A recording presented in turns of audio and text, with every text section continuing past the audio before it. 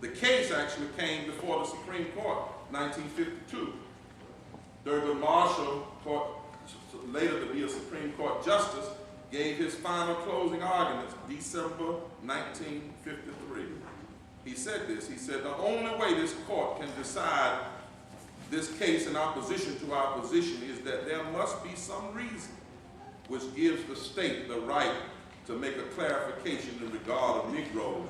And we submit that the only way to arrive at this decision is to find some reason that Negroes are inferior to all other human beings. In his final brilliant, impassioned summation, not Justice then, but Lawyer Marshall then said the only thing it can be is an inherent determination that people who were formerly in slavery, regardless of anything else, shall be kept as near that stage as possible. Then he said, now is the time. We submit that this court should make it clear that this is not what our Constitution stands for.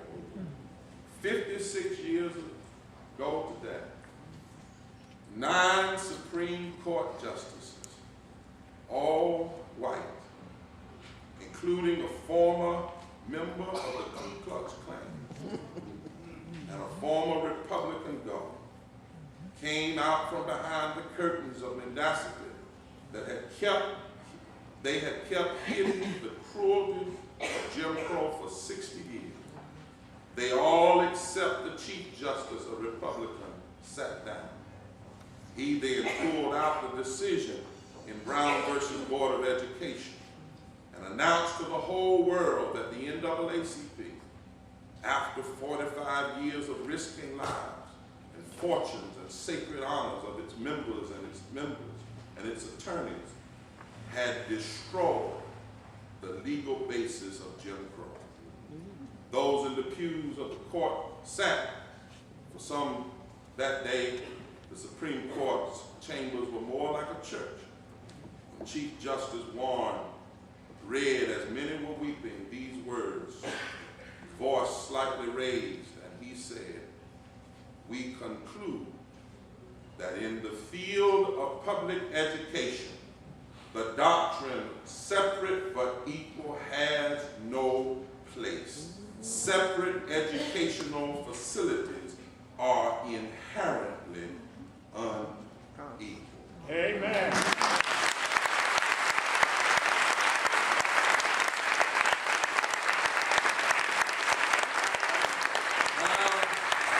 Versus Board of Education was not simply about children's education. It was about striking down the whole system of laws and policies that were the products of human tendencies to prejudge, discriminate against, and stereotype other people by their ethnic, religious, physical, or cultural characteristics. Struck it down. Too often we discuss issues like resegregation and the need for diversity in a historical vacuum that distorts how hard it was for us to get where we are today.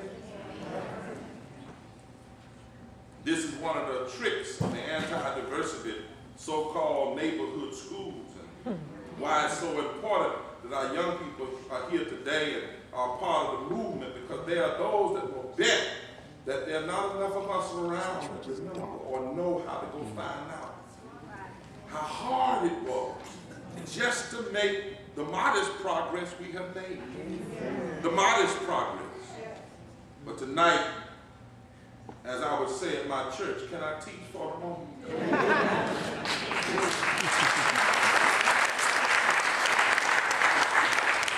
The truth of the matter is, Brown versus Board of Education, but our church wasn't the first challenge to school segregation.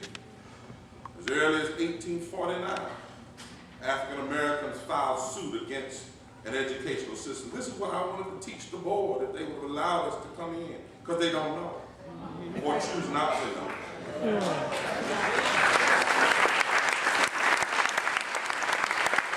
1849 in the case Roberts versus the city of Boston. Then in 1855, as the abolition movement began and became stronger in America, not began, but became stronger, and black churches and progressive white churches became organizational hubs for resistance and liberation, in 1855, North Carolina passed a law prohibiting any education for free blacks, even free blacks, as a last-ditch effort to keep them from passing on reading and writing skills to their enslaved sisters and brothers. 13 years after none of us were allowed to learn to read and write in 1868, African-American leaders like Abraham Galloway and Reverend J.W. Hood, who became the president of Livingstone, founder of Livingstone College, they organized something like HKOJ. They organized a major movement of African Americans to come to Raleigh and demand equal education. Tax-supported education for black children was the cry. They were fought. They were pushed against. But you need to understand it was in this context that North Carolina held its first integrated constitutional convention in 1868. And the black delegates, led by Hyman and Galloway and Hood, they made sure in 1868, when our state constitution was rewritten, that one thing happened, and that was any reference to race was taken out of the new constitution. They said we cannot go forward out of this Civil War and continue to maintain race as a separating factor legally. It cannot be codified in the law. And it's because of them and progressive whites like Reverend Ashley that we are the only southern state that has in its constitution, in the state constitution, a guaranteed right to a sound, basic, quality education.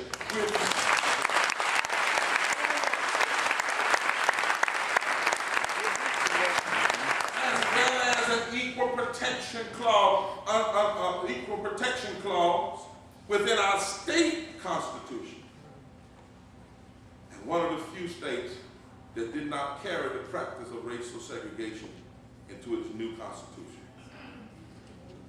By the fall of 1868, when they did this, Raleigh's 700 of Raleigh's 900 black children were believed to be attending schools. And by 1869, the new Raleigh graded public schools had incorporated most of the private schools organized by humanitarian teachers.